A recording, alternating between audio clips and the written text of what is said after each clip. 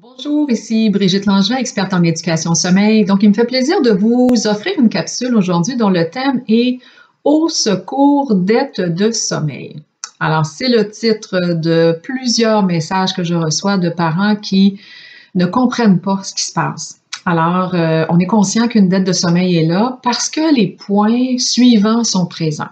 C'est-à-dire que notre coco met du temps à s'endormir le soir, il y a des pleurs au coucher, il y a des éveils nocturnes parfois en dedans d'une heure d'une fois qu'il est au lit. Il y a des éveils nocturnes avec ou sans intervention durant la nuit.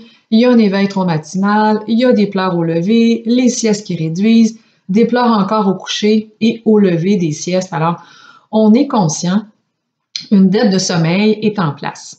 Alors, une dette de sommeil, ça veut dire qu'une fatigue s'est accumulée de façon subtile et sans qu'on s'en rende compte en se disant, ben écoute, il passe bien à travers de ses journées, il dort un petit peu moins que la moyenne, mais ça va bien. Et à un moment donné, quand l'addition de cette fatigue-là s'accumule au fil des jours, arrive qu'à un moment donné, paf, la dette de sommeil éclate. Et quand la dette de sommeil éclate, rien ne va plus. C'est-à-dire que particulièrement les nuits sont bousculées. Alors souvent les parents me demandent, oui, mais de jour, il me semble qu'il dort suffisamment, je vois pas de signe de fatigue, mais pourquoi la nuit il fait ça? Alors c'est parce qu'il dort pas assez le jour. Ou parfois coucher trop tard le soir aussi, ou lever trop tôt le matin. Alors, même si on ne voit pas les signes de fatigue, si on a quasi la certitude qu'il dort suffisamment, dès que les nuits se bousculent, dès qu'on perd la qualité et la quantité de sommeil qu'on avait l'habitude de voir chez notre enfant, une dette de sommeil est en place. Il y a une seule façon de pouvoir récupérer une dette de sommeil, qu'on soit petit, moyen ou grand. La seule façon, c'est de passer plus de temps au lit. Alors, un enfant qu'on voit, c'est facile à voir, là, il y a une dette de sommeil qui est bien installée. Alors, on en a la certitude, la conviction. Doit être couché plus tôt au soir, doit être levé le plus tard possible le matin. Les siestes, mais on le couche un petit peu plus tôt. On va le chercher vraiment à la fin de la période de sieste et on accompagne du mieux qu'on peut les pleurs qui parfois surviennent parce que l'enfant choisit de ne pas dormir.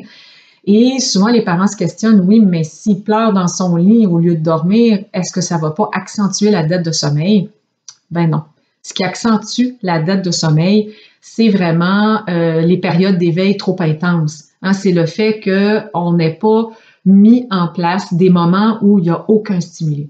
Alors, quand on est dans notre lit, même sans dormir, même s'il y a des pleurs, c'est moins stimulant que si on est dans les bras d'un parent.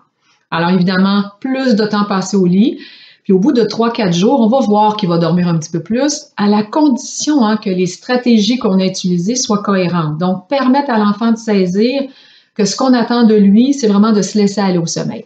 Et vous allez voir que du moment où la dette de sommeil est résorbée, on peut revenir à l'horaire normal en s'assurant de ne pas créer, en s'assurant de dire, OK, je ne reviens pas tout à fait à l'horaire normal, mais parfois, on n'est pas loin de la vérité aussi. Alors, on revient à un horaire qui convient vraiment, qui fait en sorte que la fatigue cesse de s'accumuler et qu'on a un petit coco de bonne humeur autant de jour puis de nuit, mais qu'on a un sommeil le plus optimal possible.